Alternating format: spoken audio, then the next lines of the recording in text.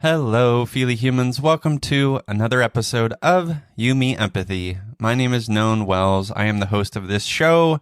I'm also the founder of the Feely Human Collective. And this is episode 256 on the space between things with Brandi Stanley. In this episode, Brandi and I explore the inclination to share the stuff that lights us up, why our aliveness can't be at the expense of another person's aliveness, cutting off parts of ourselves in order to belong and feel safe, and the mysterious, magical, and paradoxical beauty that exists in the space between things. Brandi is a writer, she is a thinker, a podcaster, a feely human, a curious feely human, someone who has deep curiosity about the stuff in the middle, the space between things, the mystery, the unknown, the complexity, between the binary, because there's no binary. There's no such thing in between this versus that and the right versus wrong. All of that stuff we need to dissolve and break down, and we have a conversation about that today. You can follow Brandi at thisplusThat.com or thisplusThatPod on all the places, Instagram, Twitter, etc. I hope you enjoyed this conversation. It was wonderful. And make sure to go connect with Brandi at thisplusThat.com. That's this, Plus, that.com. And last thing I'll say is if you're enjoying the show, please leave a rating and review. I know that, and maybe you're listening to this for the first time. Maybe you're new to this show. If you like it, please leave a rating and review. As some of you know, this podcast is coming to an end, and it's that has nothing to do with my wonderful guests, including Brandi today. I am so lucky and so honored and grateful to have been witness to such beautiful stories throughout the years, the last 5.5 years of doing You, Me, Empathy. It's been one of the more transformative experiences of my life, and I'm so grateful, and I love you for being a part of it with me. I might be back in 2024. That's the next year, right? With maybe a new podcast, maybe something else. But I need to take some time this latter half of the year to reflect, to work on some more creative projects. I want to do a bit more writing. I have a couple of picture book ideas. I want to focus on the Feely Human membership community and just continue to grow that and bolster that and be present with the members there. You can learn more about that at feelyhuman.co/membership. We would love to have you join. If you consider yourself a feely human who wants to just grapple and grow with empathy and vulnerability and emotional curiosity and be seen and heard and witnessed for who you are. And that's at feelyhuman.co/membership. And like I said, there are a handful of episodes left. They'll be released weekly until they're done. I will be recording probably a final episode just to kind of wrap up this little project of mine. And again, thank you for being a part of this journey with me. I really appreciate it. It's 5.5 years is not a short amount of time. It's a long. I mean, we're almost at 200. We're at 256 episodes today, and I'm proud of that, and I'm grateful for that. And it's time to find something else. I think I'm just feeling that. So, but that doesn't take away from the wonderful episode that is today with my guest Brandi Stanley on the space between things. Enjoy.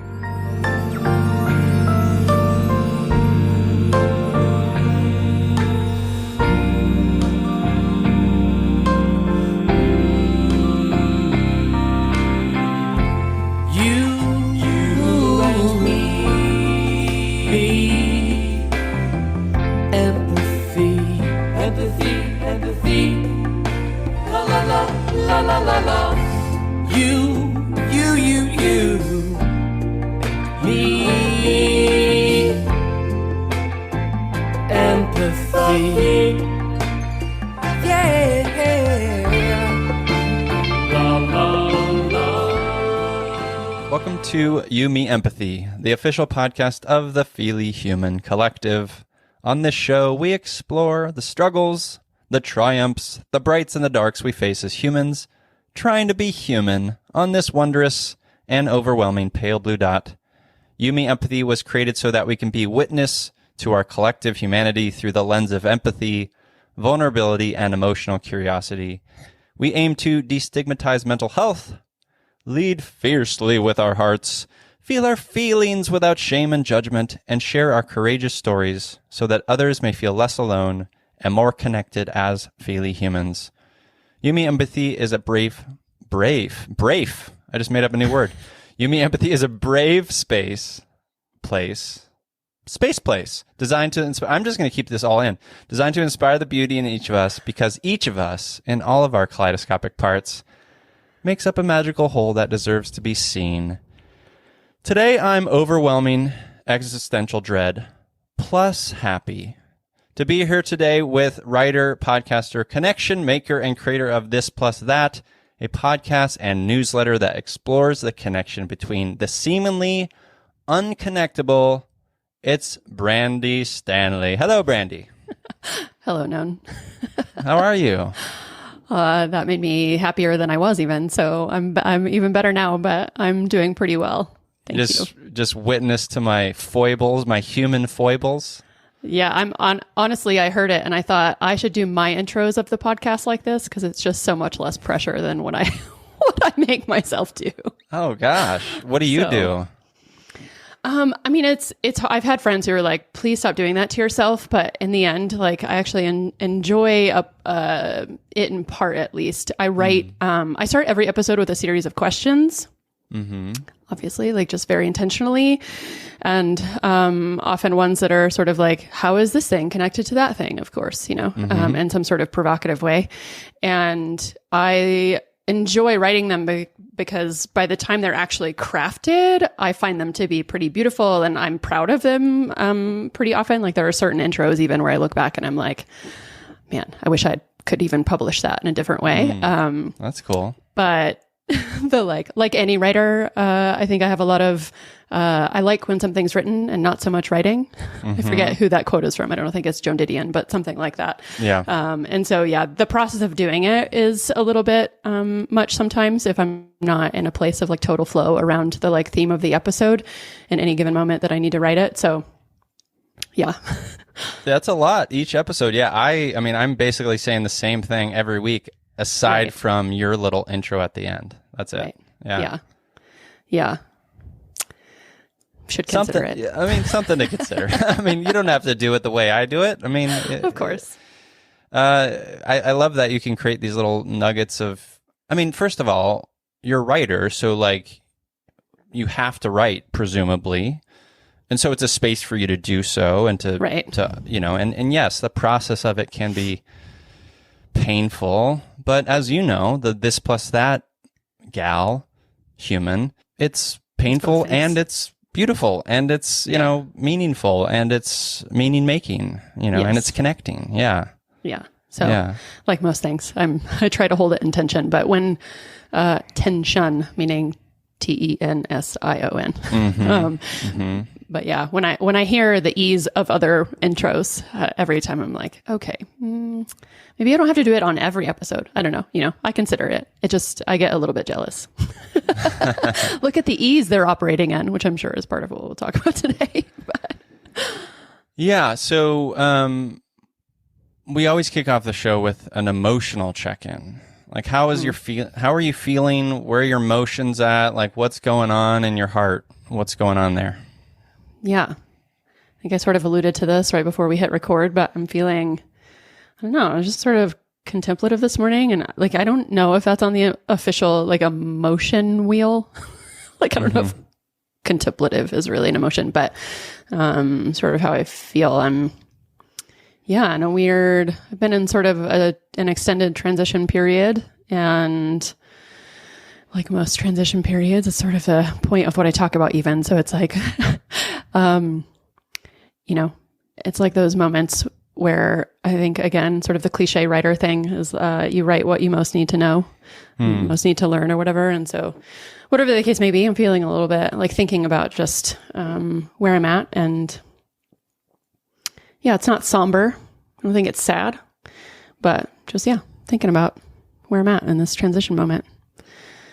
Does it feel a little bit wayward, untethered, unanchored? It really has, for just an exceptionally painful period of time. I think that if I can do this somewhat briefly, though that's not what you're asking for, but if I could do it quickly, I think I started the podcast and sort of reignited my writing about almost exactly a year ago. It was mid-September when I launched the podcast, and it was the first thing that I had like really creatively put out in the world. I'd done a lot of work for other people, and I'd written here and there, and I'd done newsletters at different times, but this was the first time it was like really a consistent, tangible thing. I was going like, here's my thing, everybody. And it was such a joy. It had been such a joy. And I, early this year, after moving and going through just the whole process, I sold my house. I moved from Denver to Boulder. I just like all this massive sort of literal, like physical upheaval and all these things, which were related to like health and also like sort of taking a chance on doing my creative work in the world in a more serious way. So I took the sale of the house to pay for some big health things and also to float my living for about a year. And, after I sort of, the dust settled around all those things, I realized that what I do in the world has rarely been the problem so much as how I do it. I have a tendency to make almost anything into work. And so even though I love doing the podcast and I love doing the writing and there's so many other things I love contributing to, I have a way of sort of sucking the joy out of it. And that can be like routine related. Like I sort of make it overly like I do this and then I do this and then I do this other thing. And at some point I realized I sort of have this internal, I think sort of a core belief, which is like, I'm not safe in the world. And I think this is like, I think everyone's sort of under capitalism or whatever you want to call what is the sort of cultural forcing function for you that makes you think I have to keep working and I have to always do and I have to, never stop sorts of things. Was, for me, something that was just an internal voice that was like, you just actually don't think that the world has your back. Like, you don't think that the universe is going to guide you wherever you need to be guided and that, you'll financially and whatever else be okay. And so I, for all intents and purposes, pulled the plug on almost everything to take a break. I told maybe not as directly as I wish I would have, but sort of tangentially told everyone through a podcast that I was in a period of resting. And so, my day sort of became only reading, making food, sleeping, going on walks, sorts of things, which sounds really lovely for a period. And then your whole body and your brain start to do the trauma response thing, which is, I'm not okay, I have to be doing something, or I'm not okay and I'm lazy, or whatever those things are. And all of it was really geared towards sort of getting me to a more foundational place of believing that I could receive and I don't have to like keep forcing everything. I don't have to like do all the outreach and I don't have to like, I don't know, whatever it is. Like even this conversation, I pitched you, like just believing that also sometimes when you're in the magic of things that like the right people ask you to do the right things and ideas come and all those sorts of things. So I just for myself wanted to put myself into a place of, I don't know, more receptivity. Only what that started to look like was not doing anything and kind of a lot of depression, honestly, just laying around, not having a lot of intrinsic motivation for things. And I think depression teaches us a lot. I mean, I think it teaches us, I don't think it's bad. I think it's just like, it tells you a lot. And I just, for a period, have not been intrinsically motivated to do much of anything. And I feel like I'm shifting a bit out of that. And I've started to go like, okay, I realize that like, if I don't have some sort of like guide rails on my life, I don't end up doing any of the things that are actually good for me, like exercise regularly and reading and, like writing even, like all the things I like to produce, like they just don't happen. And so I think this morning, I don't know, actually, for the first time since I recorded it, I have a podcast with a man named Andreas Weber, which is just a gorgeous conversation. And there's a part in it where he talks about at some point you have to like operationalize aliveness, which is like another way to say like, how do you plan for flow and presence? And And I was thinking about this morning, I think is where I've been contemplating. It's just like, how do I bring more ritual and rhythm into my life without making it like my body just feel like I'm constantly going or stressed or like I have to do whatever I'm doing. And yeah, I'm in this like place of trying to suss out the middle ground for myself, which is maybe just a lifelong act, but yeah, something that's really deeply on my mind this morning is I've been like really not doing anything for a while now. I mean, I relate to so much of that, Brandi. Because of that, my heart goes out to you and wants to hug you because I certainly know the depression very deeply. And I know the pressure or the mechanism of, you named capitalism. I think it's one of those mechanisms that tells us that our doing is our worth and our value, what we achieve in the world externally. And I think that's just untrue. That's false, right? Total bullshit. Yeah. Yeah. And it makes sense to feel that and feel the ickiness of that and react defensively to it or react strongly to it and revert to, fuck that, I'm going to nap, right? Like that's I feel like that's a proper response. Yeah. But it also takes used to getting used to, that's not a word. It takes time getting used to the pause and the calm as well. Like that's a skill. Yeah. Yeah, exactly. Yeah, I think that's what I've been practicing. Actually, calm is I've been rereading It Doesn't Have to Be Crazy at Work. I don't know if you've ever heard of that book, but it's, I haven't. Almost every word is just total genius. It's written by the folks at 37 Signals who run a company called Basecamp, which is just a project management tool, but they're like brilliant business people, I think. And I'm reading it because I've been helping someone else who runs another company here locally and just sort of reminded because she struggles a lot with operations. So I've been rereading it and they talk all the time about like their sort of core mantra is like, we run a calm company. And so the word calm has been a lot in my head this morning. But I think there was just like also a way what I was doing was sort of like, okay, all right, what's up, universe? Like if I can remove all of the things that give me identity, like that I use to help me feel like I am loved, which are really just, if you, again, that's like, it's not what you do, it's how you do it, and it's not that I run a podcast or I write or anything else that I do creatively in the world. It's like, how do I actually show up to that? And, if I'm showing up in a way that makes it feel like, oh, but I've never been a numbers person. I don't really honestly care about how many people do or do not listen or do not follow me. My only sadness around that is that like, sometimes I think there's good stuff in there and I wish more people heard it. Cause I have had like, impact matters to me. Like I want to reach more people because I want their lives to feel, I want them to feel more alive, by me doing what makes me come alive. But, if I turn that into something where it is how I'm like sort of identifying myself overly, then I thought like, yeah, maybe if I can just remove all of my identifying markers, like then I'll actually start to believe like that without them, I'm still loved. And really all I felt was depressed. And I think that's actually normal. Like when you first sort of pull that plug, I think you're like, oh shit, all my identity stuff is just like gone. And now I have to like sit in this until something shifts in me that just not at a mental level, but at an embodied physical level actually realizes that we are intrinsically loved and life is a gift and we're here to give our gifts. So, like a whole string of thought around that. But yeah, I was just, and it's been a lot of darkness at first, for sure. I feel slightly more bright now, but it's been a moment for sure. What do you feel like, you mentioned obviously the internal work. And I also wonder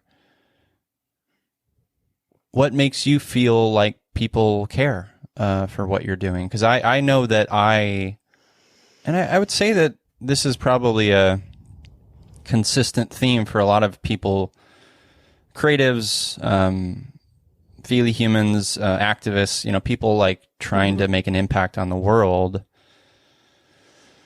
feeling, first of all, overwhelmed by the hill or the mountain ahead of them, and then simultaneously feeling like, fuck, no one even cares. Like, why do this?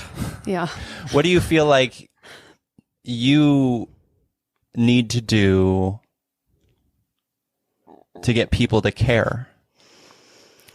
Ooh, yeah. I mean, so much of that is the creative question, right? When you're doing something in the world that matters to you. I think that's a constant thing. I think for me, man, where to even start? I think that, my sort of spiel is a lot, like I talk about aliveness a lot. To me, that's the sort of this plus that, that's the plus, like the magic and the life and everything, I think is at the middle of everything, which is hard when you're in a moment of depression. It's a total transition moment. But, yeah, so I talk a lot about aliveness and,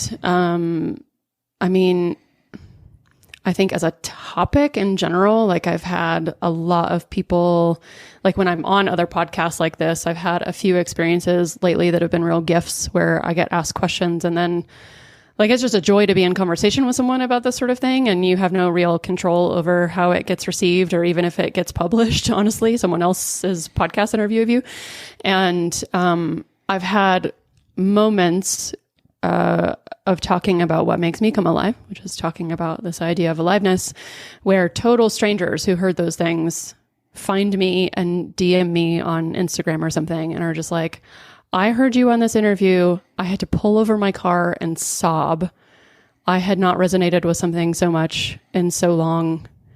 And it was so nice to like feel connected again and reminded of who I really am, so like the response in general doesn't hurt, like actually having people who reach out to you to tell you feedback, which is not always something that you are offered. And yeah, I think the other thing for me, and I think part of why I've been enjoying reading that business book weirdly is that, and why I've been thinking about calm is that I think it's so hard as someone who cares so much about aliveness and like the eroticism of life and like just feeling like vitality, like we all want to feel vital. But the question I so often get and talking about that is like, well, but what about when you're doing the dishes, and you're like, well, it's there too, like the point is not that like some pieces are when you're alive and other pieces aren't. Like the goal is sort of like in any sort of spiritual practice is like more and more to be in presence and to not need external sort of validation or like it doesn't, whatever's happening in your external world actually doesn't honestly matter to that sense of aliveness. And so, I think for me in the sort of creative pursuit, I'm coming back to a place of like, like I said, I'm sort of contemplating like what does ritual, like healthy ritual look like for me and where it doesn't become too constricting of my creativity or of my soul in any way, but actually helps me, my vitality like flourish. And in that way, I think reading that business book is just like, I think there is something of the discipline of just like you show up and you do a million little things over a long period of time. And generally that's how anything ever is successful. But like, honestly, if it just doesn't,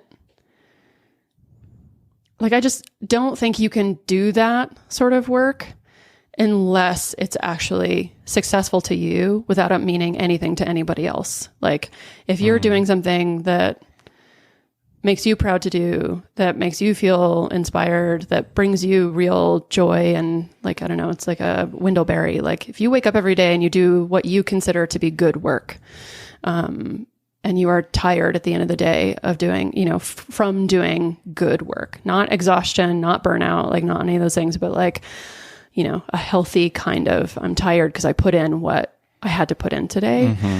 Then yeah, I think weirdly it's like, I don't know, once we hit that point, I think magic does start to happen, but it has to be like an authentic level of like, I actually just don't, like I'm as grateful for, I don't know, I'm actually putting together some sort of like resource guide for people because I did marketing and branding for 20 years.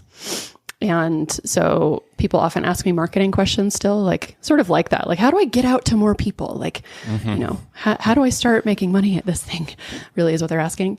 And, you know, one of my recommendations I've been thinking about lately is like, if you're not as grateful for $5 in your bank account as you would be for 5 million, like you have work to do that's not actually marketing. It's like being grateful and present where you're at, I think is when the magic actually starts to flow to you without having to force, I have to keep doing this thing.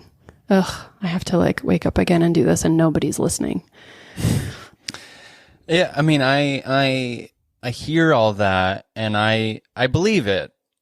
And I have armor against it. And the armor, I think, is skepticism and criticism toward modern spirituality.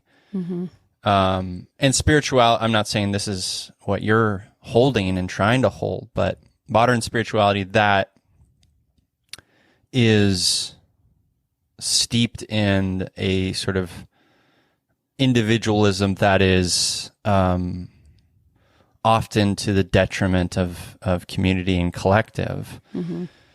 And I wonder, like, because you know you're not that person. You know, you're not a. I mean, I don't know you, but you don't seem. I'm making an assumption. My assumption of you is that you're not the person who is like, I'm doing this for me and fuck everyone else. Like that's not. You know, you're not an individualist. So how does one, I guess for you, like how are you sort of honoring the solemnity and the calm and that presence and this idea of, in the back of my mind, in the back of my heart, I still want to change hearts. I still want to like make a difference in the world and be in community and like be a part of collective healing and liberation. Like how do you pair those? I think that's a totally understandable and proper response. Because you're right. Yeah. I mean, I think a few things. One, in that conversation with Andreas Weber on my podcast where we talk about the idea of aliveness a lot, there's a point where we sort of in the conversation discuss like aliveness can't be at the expense of other people's aliveness, you know? So that's sort of the communal aspect of it. It can't be like, well, I made a lot of money and I trashed everyone else in the process. And it doesn't really matter because I got to the top and a lot of people listen to me and anyone who has critiques of me, like can sort of take a middle finger, you know? I think I have so many values around not just community in the like people sense, but truly like being in right relationship, which I think is more of an indigenous concept of the world, which is like, what is me being in right? Even recently, this is just sort of a maybe cheesy example, but I've had a struggle with sleep a lot in my life. And I have genuinely begun a relationship with the sun, which looks like really honoring circadian rhythm. I wake up to see sunrise every morning. Well, like 90% of the time, 99, maybe a lot. I see sunrise almost every morning and I'm out for a walk early mornings and I sit out at solar noon and I see sunrise as much as possible. Like, and I've also started to like sort of wax and wane when I wake up and then when I fall asleep based on sun cycles also. And it genuinely feels like I'm in more right relationship with the land and with life and how sort of ebb and flow of seasons change and all those things. So, I think of aliveness to me is not just how am I made most alive at the sacrifice of anything that would come into sort of conflict with that. And so that is sort of part and parcel, I think, of what I talk about when I mean aliveness. And I think the other thing for me is, a lot of my story and sort of creating this plus that was a lifetime of feeling like I didn't belong in a lot of communities. Like a lot of my I'm editing a lot of my trailer footage. We shot a trailer not long before I launched, and I have a bunch of extra footage that didn't end up in the trailer. So I've been looking at it again for the first time in a while. And I tell a lot of my story, which is sort of like having to cut off pieces of myself in order to belong in a lot of communities. Sure. And also I think from a work perspective, because I sort of talk about being a generalist, that I'm just constantly curious about a lot of different things, and I've never done very well in just like sort of picking a single lane. Yeah. And I think in both of those things, and starting to talk about it and then like put out something that like was deeply meaningful to me, that like spoke to something that I thought like said something about the nature of the universe. Like it is a complexity and nuance, and, you know, combining seemingly disparate things has so much to teach us, like these sort of flags I was putting in the ground. And when I started to do that, weirdly, community came out of the woodwork, you know, like strangers from other places in the world and people who needed to hear it. So like, it was like doing a thing that was for myself, but not like, you know, not how you're describing it. Not like this is for me and I just want to get rich and I just want to like live my life and not really care about anybody else. But in a way that was like, I don't know, maybe this is a good way to put it. I used to be really into spoken word poetry. I spent probably a decade like sort of in spoken word culture and not performing a lot, but always appreciated it. And I like to tell people that sort of like, you can tell the difference in a poet who gets on the stage and goes like, I had to write that poem or I might have died. Like that had to come out of me. And it's not like every poem has to be like that sort of life-saving endeavor or whatever, but there is a different quality to like I did this work, this plus that, because gatekeepers told me that I didn't fit in a lot of other places. Communities told me I didn't fit in a lot of other places. People didn't think I was, you know, even pitching other podcasts. It's like, people don't think you're famous enough, or like you've, you know, whatever. And so you have nothing like important to say to the world. And so like all those sorts of things were like, when you're met with enough rejection and you go like, I'm now hearing myself. I think that's sort of like the internal shift that happens when you go like, it's not that I don't want other people to hear me and I don't want more people to hear me. And that it's that like, I got to a place internally where I was like, I'm hearing myself for the first time and I'm going to fucking do something that matters to me. And whether or not people listen to it or whatever, you know, like it is again, and it's like a both ends. Like you have to have the spirit that's like, who fucking cares if 1 million people ever reach this? But if I have a community of 10 people that it just like continues to impact over time, then maybe I don't make a living from it, you know, but like, you know, so it is true that at some point you have to reach some sort of scale in order to like actually sustain this creative endeavor that you're doing. So that's a reality, as with like capitalism and everything else like we talked about. But, yeah, I think it was less like fuck the community and more like, I don't know, fuck me abandoning myself so often so that I can find something somewhere that I settle for. But like, this is the thing I deeply care about, and I care about it enough that I'm going to do it no matter who listens. Yeah. And weirdly, that's what I'm saying, I guess, is that like that shift, like that spirit actually does this thing where other people are like, I not only like hearing this, I had to hear it too. Like I've never had anyone else sort of say that to me in a way that resonated so much before, you know? Yeah, I love that. And I'm in the same boat. And our boat is probably full of holes, but like we're doing great. And I didn't like, I certainly, it wasn't my intention to like put the sort of like the obvious sort of harsh, like extreme versions of those two spaces on you. That certainly wasn't what I was intending. I think some of the more insidious parts of like being in the world and the work of community building and sort of shedding our armor and holding the and the this plus that. A lot of like the more insidious stuff is kind of under the surface and hard to see. And I think like made seeable by this idea of this plus that, certainly. Like, well, I think that's where community comes in too, right? Yeah, like, yeah, I think that's why you're constantly in community, so other people can be like, hey, you've gone a little bit off the rails. Like, yes. maybe your attitude or your perception or your lens needs to change. And I honestly, like, I think that's like sort of the purpose of spiritual practice, actually. Like, you know, rather than thinking, you know, like you said, like you know, I grew up in Texas and like, you know, Bible Belt, cultural Christianity. And so I have and came out as queer at 27. So I have plenty to say about the ills of religion and spiritual practice, and also like modern takes on that don't sort of account for like the reality of poverty, you know, like law of attraction sorts of things where you're like, okay, but it's real that we also still operate in a certain story that like makes it more difficult for some people and less for others. But I think the sort of the real heart of any spirituality is like a memory. It's to remind you constantly, every day, that you know, you're loved. There are more beautiful, bigger things going on, and our sort of human nature that, you know, our brains are built to see negative things 10 times more than they are positive things. You know, so like literally our actual physicality, our physiology is built around that. And so I think spiritual practice, it's just like, hey, and community. It's like, hey, Brandi, you're being insidious. Stop that. Yeah.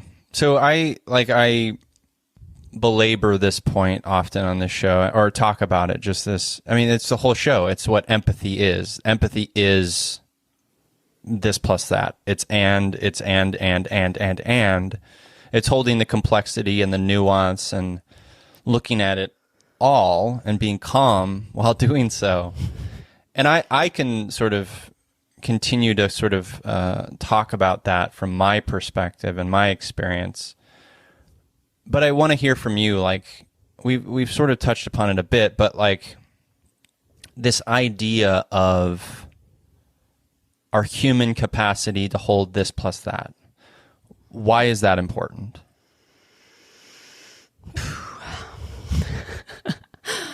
Small question. Nothing but small questions on this show. Yeah. You know, maybe I'll just start by offering, like, you know, when I was first starting the podcast, I sort of came to this realization that it wasn't just like a lifelong fascination that I had with combining weird things. Like I had been in this sort of like extended period of very specifically loving mashing like art things and science things together. I got really into like quantum physics and the poetic nature of the universe, you know, like... Can I just say, interrupt real quick? And this is presumably not true, but I pictured little Brandi as a kid, like putting doll heads on like mechanical robots or something. Yeah. Great image. I'm going to take that with me for a while. No, it was less like that and more, I mean, I think because I'm a writer, like a lot of my creativity just sort of lives in my head and my spoken word, you know? So like, and I drew a bit, like my dad's first memory of me was drawing.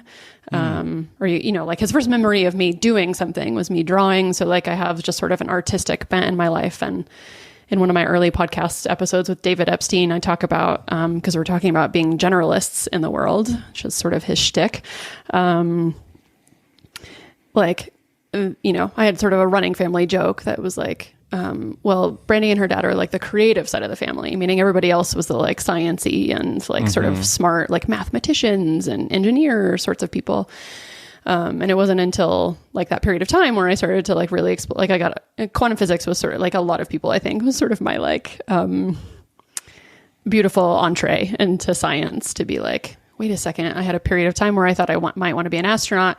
Anyway, as the case may be, like I just sort of got to a place where, yeah, I don't know. I'm trying to, that's actually, it would be like fun to think about my sort of first memory of like when I got really stoked about something that was mashing weird things together.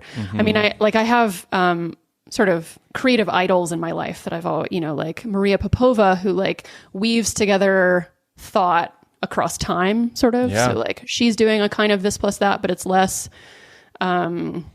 two disparate themes and more a singular theme from other people or, you know, disparate people. And and, you know, On Being with Krista Tippett, like I've always loved, and she's like a trained theologian, but she's bringing on scientists and social justice folks, and like, you know, so like there's been other ways I've seen it, and I've, I don't also know, like, I'm sure part of it, now I'm just rambling. I'm not actually answering your original question, but I love it. Keep going. I don't know. At some point I just realized it was really cool. Like, I mean, even, what's his name? Latif Nasser, who's the host of Radio Lab, I think is this kind of person too, who like, I mean, he has a show on Netflix that everybody should watch called Connected. I think it's only 4 episodes, but it's beautiful. It shows things like how the weather in the Amazon is affected by dust storms in Africa. And like, you know, I think I got that somewhat wrong, but like he's mashing things together, and Radio Lab, I think, does that often. Like, how do trees speak, you know, those sorts of things. And I think as a writer, like I've always loved metaphor also. So like, or, what is it called? Not simile. Like not similes. Like this thing is like that thing, but this thing is that thing. So a tree is a speech giver, you know, like what are those things? Like I love sort of playing with language in that way and concepts in that way. And then, you know, at some point, I think it just became foundationally true. I realized that, you know, I've done a lot of work around food stuff also. So like I've realized like soil health is directly related to our gut health, which is related to our brain health, which is related to, you know, like me experiencing depression, like all those sorts of things. The hip bone's connected to our whatever bone. And I think, I mean, I'm an INFJ and as a personality type, and I don't know. I am as well. Yeah, that would not be surprising.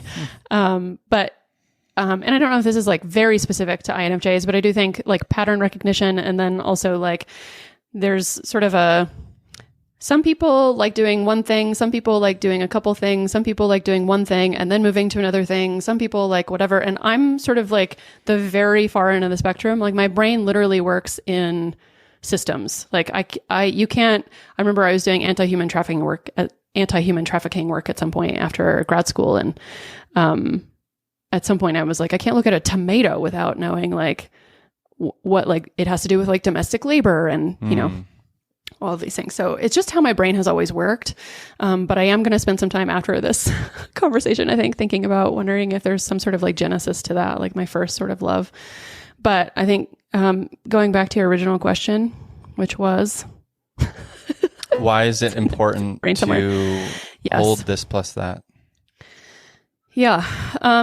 To me, again, I think not to like over spiritualize it or whatever, but I do think that like it is the state of the universe. I think everything is everything else. I think we're all not only connected, but like completely influential to each other, I think. And also, I mean, you can even look at that scientifically. Quantum physics is one of those things that's like, I don't know, we're like 99% energy. Like I'm not even touching my desk right now. Like, you know, that's just like mind blowing thoughts. But like when you actually start to apply some of those things to like lived reality, it like actually just becomes inherently true that like you are me, like my wellness, like I can't be well unless you're well, and you can't be well unless I'm well, sorts of things. And even if we live at long distances, you know, that it's like electrons, you know, like I actually affect you from afar in various ways. And so, I think that sort of to me says that it's important.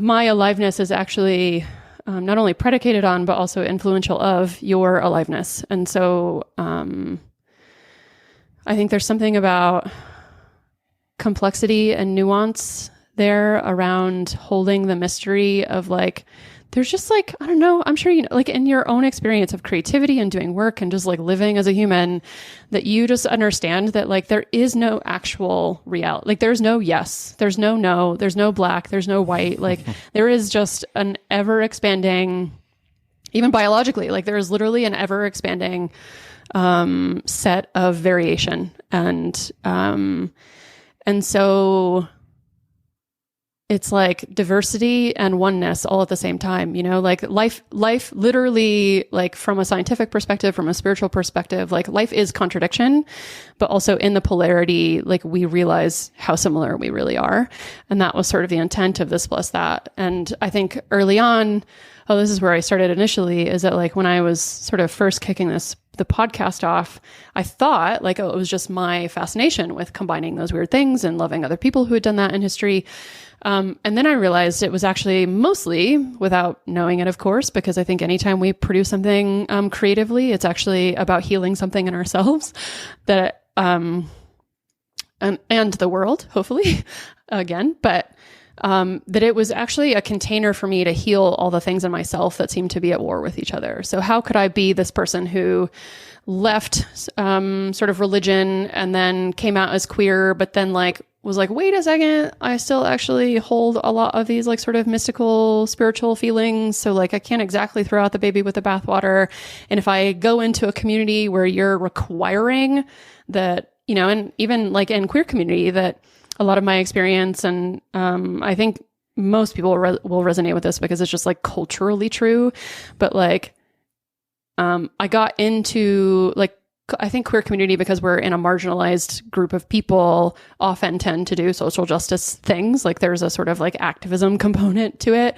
And so I had been in that a lot, but when I got into queer community and also cared about all those things, it was like, in a lot of ways, the sort of underlying message was like, everybody else who doesn't believe this is terrible. Like they're evil. We have to hate them. They're the bad people. And, you know, anyone who's outside of that feels the same way about our in-group. And so, I would get into whatever community I'd move into next, and they would go like, but these are the even maybe unspoken rules of what you have to believe and how you have to behave, and what sort of things you do in the world. Like even being queer for a while, like in organizing community, I thought like, I guess community organizing is what I have to do for a living. Cause like anything short of that, and I'm not queer enough, was sort of the like, like a message I would get a lot. And so it just becomes so, and you know, I sort of talk about this too. Like, I think there's a reason that happens. Like we move from one sort of group of safety, but that group of safety starts to like actually feel kind of oppressive. Like that's what happens in religion a lot too. Yeah. It's identity, it's armor, it's protection. Yeah, it's armor. Yeah. But like it's in group, like you have community and you have belonging. And so, yeah, there's a sense of protection there. But like when it becomes oppressive, because you've sort of grown beyond the walls of what people have told you, the dogma of any particular group, science, art, religion, like any of those things, you move into another group, and if you've not done sort of like foundational healing work to actually heal what has happened there, or like the messages that you've gotten from culture, you actually start to just like implement the same sort of oppressive behaviors inside of the new group. And so then it becomes like another walled fortress that you're not allowed to like act or behave or think anything different. And I think we've just done that. So like it is part and parcel of living in our culture right now. Yeah. And so I think the sort of justice-y part of that answer for me is like, I think we have to, because I think we are quite literally dying without each other. Like we are living in a story of separation because I think that you're worse than I am, or I think a particular group is, you know, better or worse than I am. And we cannot talk across those lines. And it's not forgetting accountability or responsibility to each other, you know, and the harm that we've caused, but it is, and also not just going like, it's my job to sit here and listen to people who just like categorically think that I don't have like worth in the world. Like that's very different. But even then, like some of the most beautiful change makers I think I've ever seen have been people who are like, I don't know, like I'm a Black man and I made friends with a Nazi, you know, and it completely changed our lives, and he changed and I changed, you know, and again, it's not advocating that that's like the answer for everybody or that's what we're here to do. But like, I still think that, yeah, the importance of that to me is like literally, I don't know, like, I'm not going to be someone who says like, we're dying more now than we were 50 years ago or whatever, but like, there are real things, I think, at our doorstep. I don't like that because it sounds a little bit too like fear mongering, but like, it's a poop bag on fire. It's just a shit show out there, you know, life. But it's also beautiful, of course. But like, yeah, I think if we don't learn to be good neighbors to each other, then, yeah, I think we're actually going to like, as a human race, like ultimately sort of meet our demise. Cause, yeah, I think that's the whole point in being here. I agree. and someone who, I agree, and I am someone who doesn't necessarily believe or not believe in some sort of higher power or higher purpose. I think what you're speaking to, and it's what I hold so dearly in my heart, is this capacity and willingness to sit in discomfort, be curious about it, ask questions, investigate our bias and assumptions of the world. What are those saying? What does that say, right? Yeah. To know like what feels safe for us, to do the work of like knowing what feels safe and who feels safe, and because otherwise you're right, we become oppositional. And I don't think any sort of human is in opposition to another. And I agree with you. We're not here to like agree to disagree. We're here to develop the capacity to have one more conversation, to have one more moment where we pause and we listen instead of reacting, where we pause and we listen to our inner voice who's building an argument, and we let that argument go. It's little steps like that. And I think what is hard about any of this work, what you're doing, I believe what I'm doing with Feel Human, is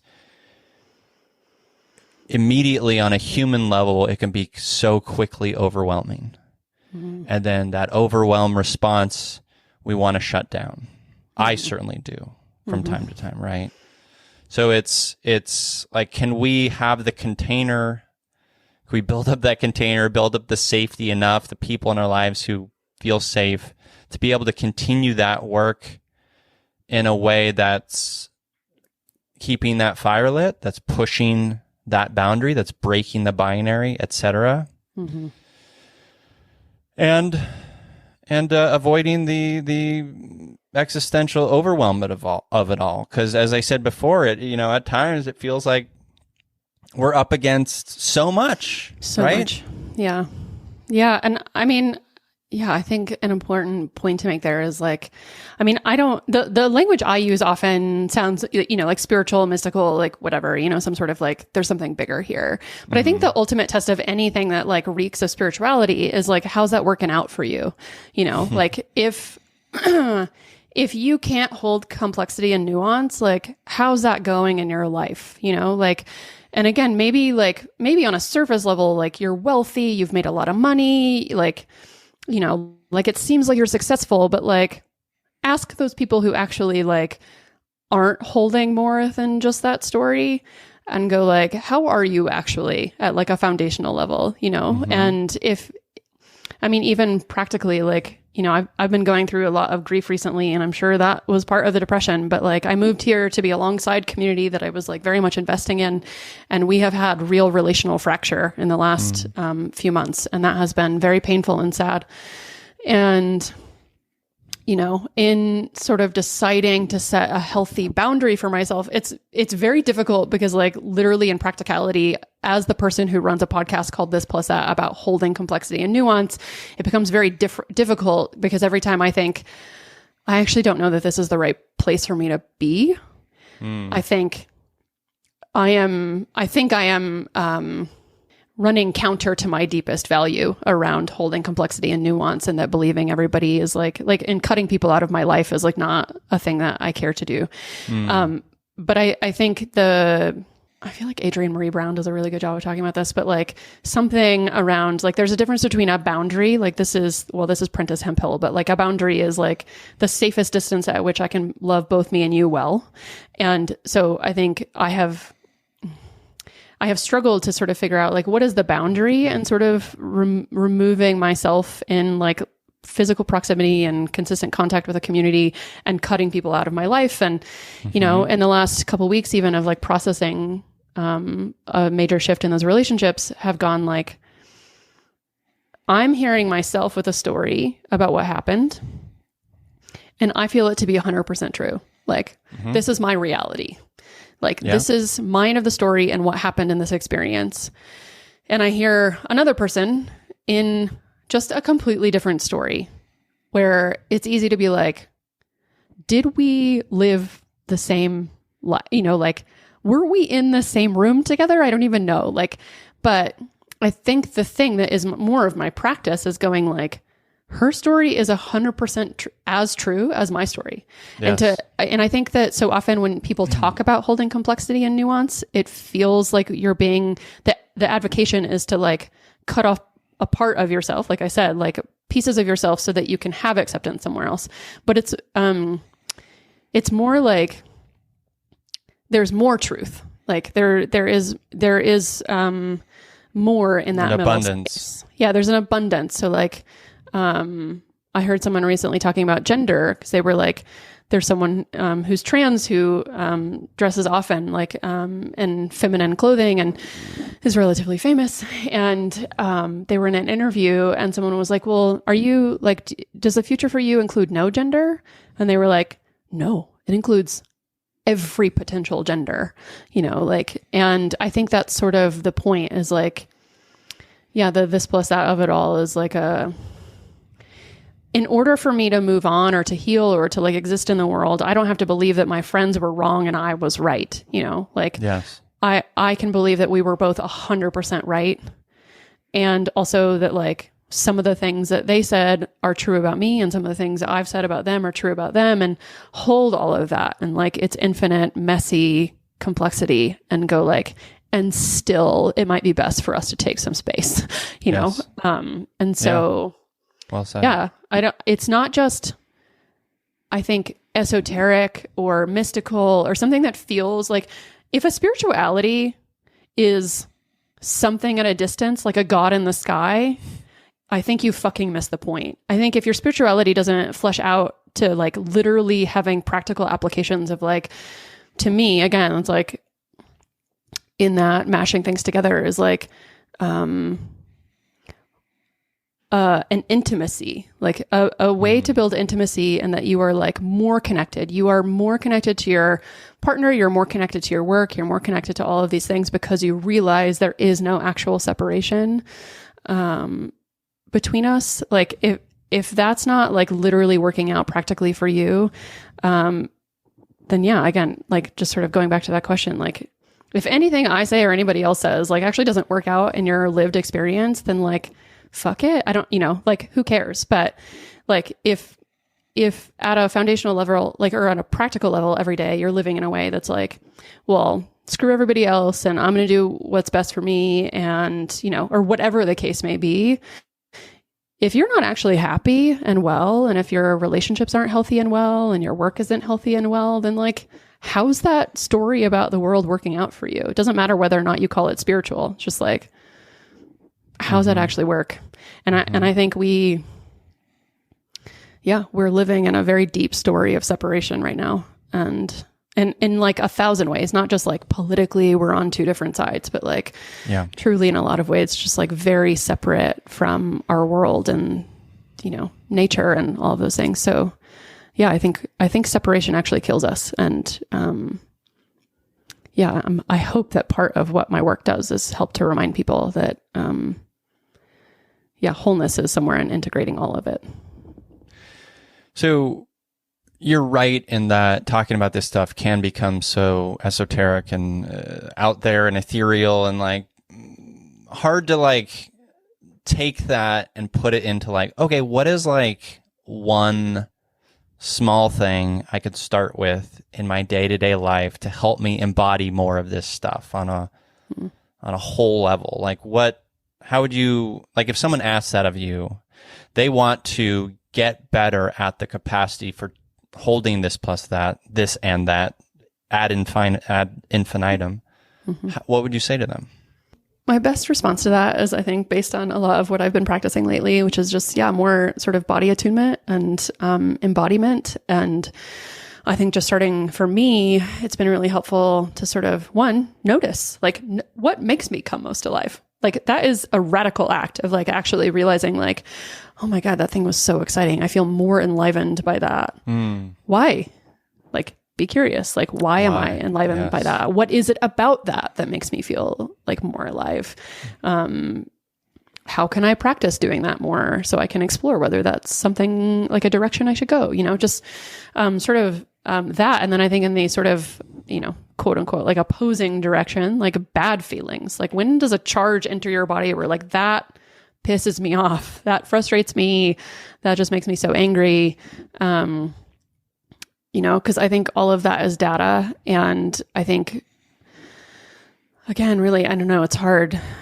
And I think individual work, like I was just hearing Glennon Doyle talk about this with one of Abby Wambach's former, what's her name, Kristen Press, in a podcast episode together.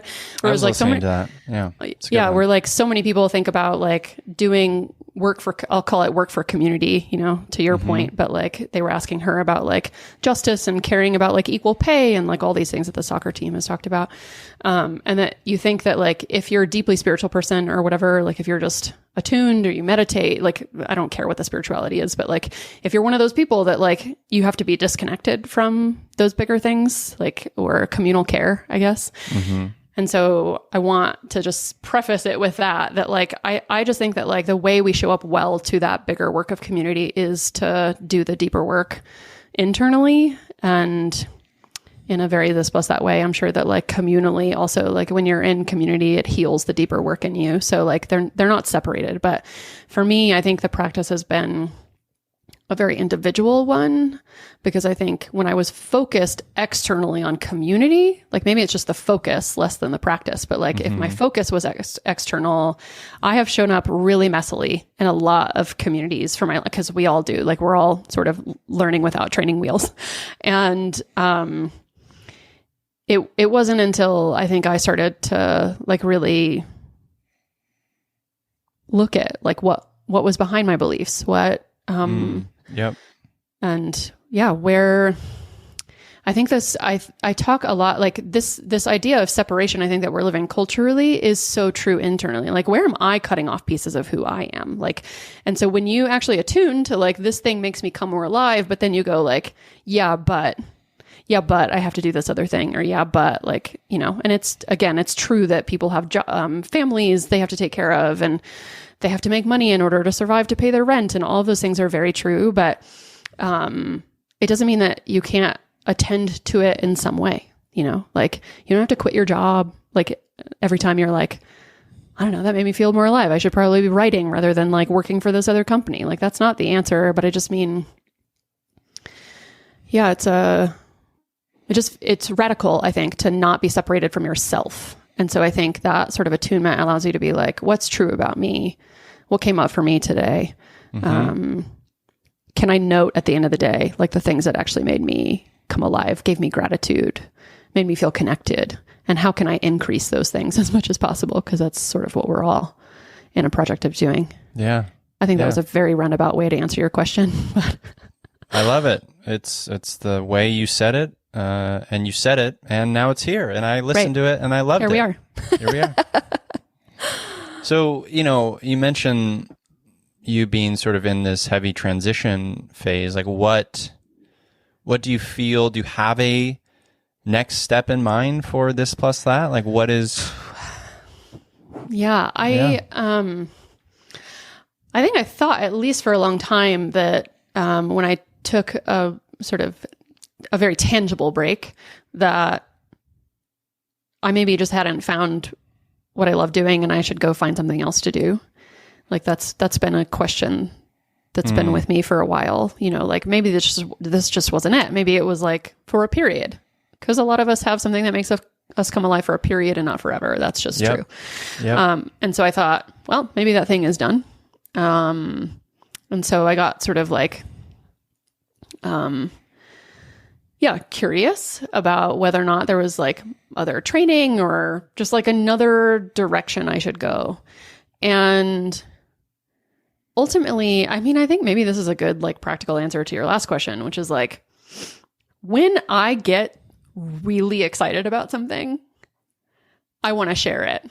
Like, that's just true. And I think that's probably true for everybody. Like, I think that's a human thing, is that like, again, like this, not to like, again, like you said, beat a dead horse, but like, or belabor a point, but like when this thing gives me so much life and vitality, I generally want to give it to other people. And so when I have moments where I realize that like I've been listening to something, I've been watching something, I learned something new, and all of a sudden my brain makes a connection that goes, holy shit, I want to run around my room because I'm so stoked. I don't just sit on the couch then and go like, well, I guess that's just for me. You know, like I have an inclination to share it. And so to me, I think I just sort of came back to a place that was like, ultimately, like, maybe it will look different across my life. Like maybe I'll be a pastor, maybe I'll be an author, maybe I'll be like, I don't know, I don't know, insert job. But a ship's mate. Yeah. But like if I'm on a ship and something makes me excited, I'm going to either speak it to other people in a way that we share conversation, or I'm going to write about it so other people can hear it. And, you know, if we're not around internet, I'll find a way to get it to them otherwise, you know, like I have an intrinsic desire to want to share that thing. And I think we all have that compulsion and we do it in different ways. Like it's music or it's, again, being a sailor, I don't know. But like generally, I think when you are given a gift, which is more life, that you want to give more life to other people by sharing that thing because it's made you so excited in some way. And so, or like it's just another human experience. Like music is a great example. It's like maybe Adele didn't write her 21 album because she felt excited. She was just fucking brokenhearted. But like there was something in her that was like, I felt awful during this separation. Maybe other people need to have empathy for what it's like to experience that sort of like divorce. And so like there is just a compulsion to share it and me. And so I think I just sort of eventually came to a point where I was like, I guess I'm just like a writer and a speaker.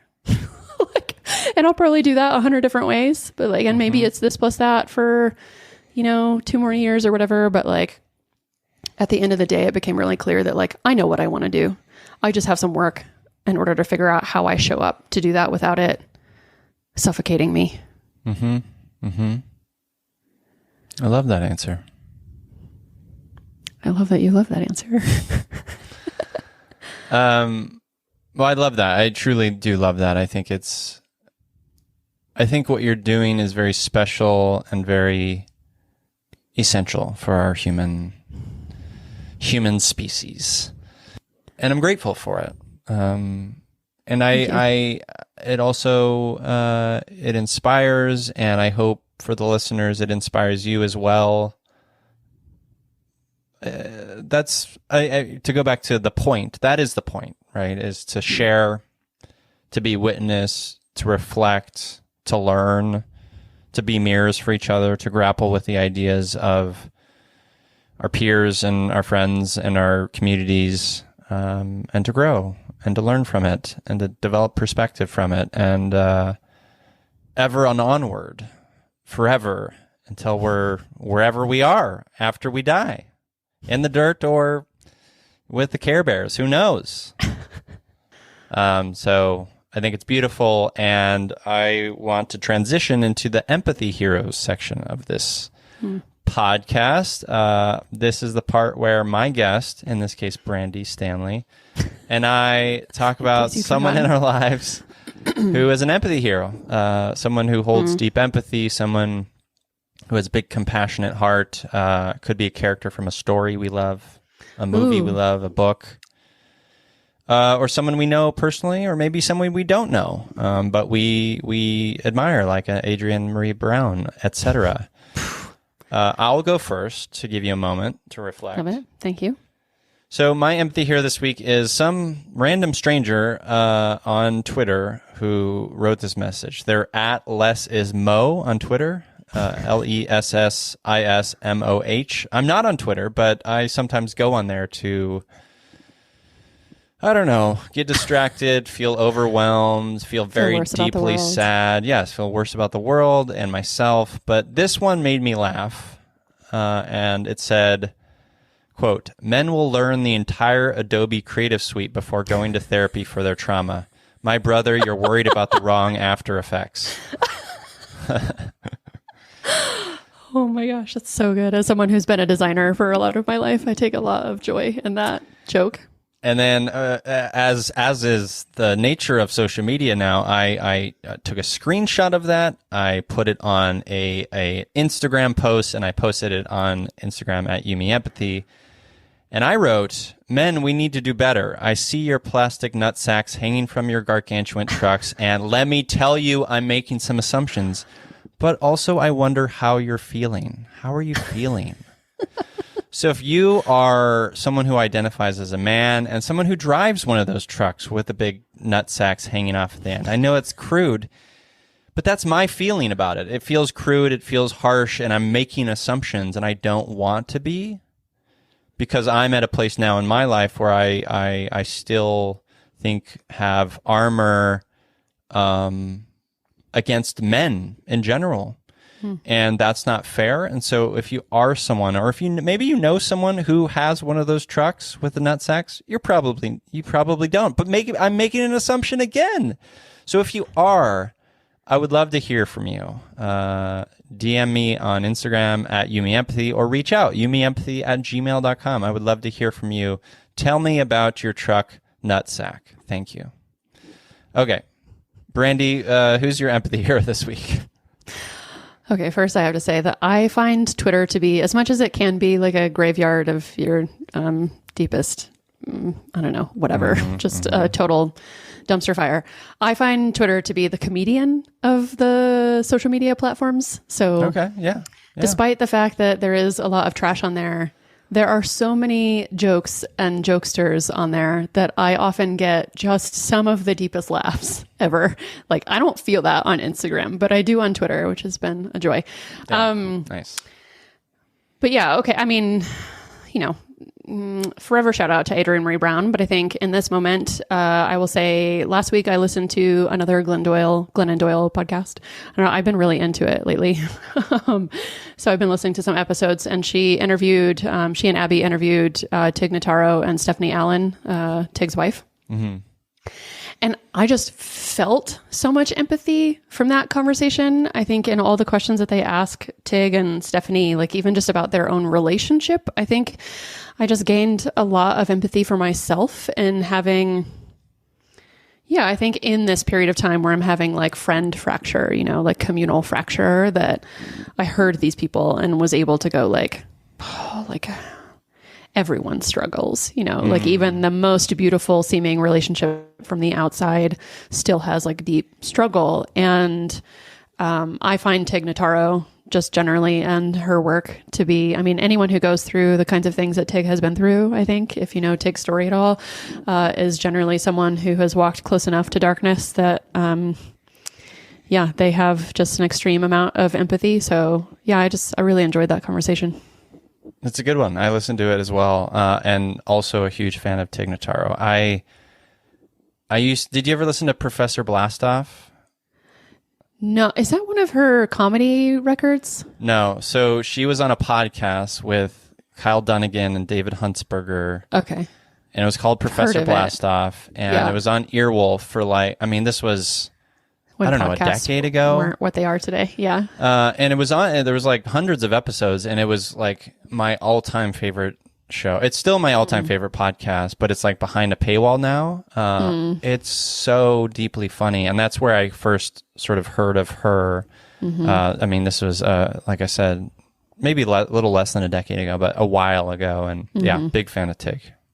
Yeah. I highly, highly recommend also if people haven't seen One Mississippi, which is her show on, I think it's on Amazon Prime. Yeah, that's right.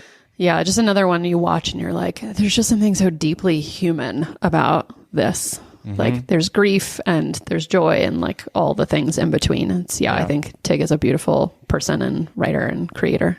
Yeah. Tig, if you are listening to this podcast, I would love to talk to you on it. Let's do that. Let's put some, let's hope that happens. Well, Brandi, where can the Feely humans connect with you? Yeah, so relatively simple. I'm at thisplusThat.com, which is where folks can also sign up for my newsletter. Again, I've not been writing it very much in the recent past, but I feel it coming. So you can sign up there when I do decide to resume that. And then for however frequently I do that. And then the podcast is This Plus That, which again has been on a hold, but hopefully is coming back soon. I've got a couple exciting interviews lined up in the next couple months I'm pretty excited about. So yeah, This Plus That on, as they say, whatever podcast platform you listen on. And yeah, I'm on social media, which I say real lightly at This Plus That Pod at Instagram and Twitter. Well, the links to those will be in the show notes at feelyhuman.co. Can I ask you real quick regarding your newsletter? So I send out a newsletter, every couple of months. Yeah. And every time it fills me with like anxiety in sort of the leading up to sending it out, and a little bit of dread, because even though I love what I write in it, and it's sort of, I'm a writer as well, and it's like my time to put some writing in, not always, but sometimes, I still get, first of all, no one ever responds. Not that they need to, but so it feels like nobody's listening. And then I'm only focused on the 10 people every time who unsubscribe. And then that's all I can think about. Do you struggle with that? There our brains go again, focusing on the small negatives. I know. Yes. I think I was going to say this earlier. Like I've gotten a lot more like dialogue with the podcast for whatever reason. Like people seem to reach out more. That's nice. Where the newsletter, I think this is one of the things I love about like the platform of Substack that allows like commenting on newsletters. Yes. Hold on. Sorry. I'm pausing as my cat crosses like my laptop is currently on like a tower teetering. So it's like at a decent level of my face, and he just walked under it, my cat. So that could have been very ugly. Yeah. One can say your cat was pausing. Yes. My cat was pausing. But yeah, I think I've contemplated something like Substack because it seems like it allows for a little, and encourages it. Like it makes it easy. Not that just hitting reply isn't easy, but I think the behavior isn't common. Yeah. So I don't think a lot of people think like this person would really love to hear back from me. Like I think a lot of people think of email as like, I don't want to clog your inbox or something, but I can tell you, podcast listeners, that like any single time someone replies to one of my newsletters is like, I literally keep screen captures of them. Like every testimonial I get anywhere, like someone reaching out on a DM or like through my email, I keep screen grabs of them because, we're human and it's nice to hear how you've impacted people in moments when you're struggling. But anyway, I think the behavior isn't as encouraged or whatever on email. And so, yeah, I think it's more rare. And yeah, I don't know.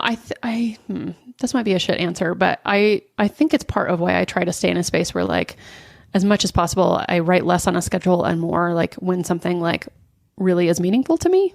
Yeah. And I'm not saying that's not what you do, but like that, at least if I get no feedback is like, well, that was super fun to do. So, and generally I tend to find those are the ones that get more replies. So, that's where I tend to stay. I think most people who are trying to build their, whatever it is they're building, your podcast and your writing. And I don't know if you have a community, you have like the Feely Human community, right?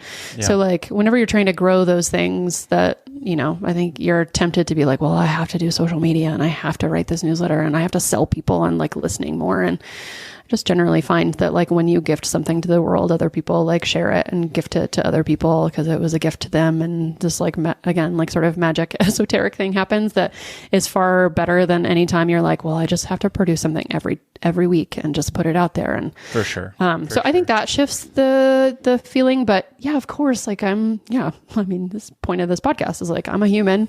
I struggle with it when no one responds. I want to know that what I'm doing matters and has impact to other people.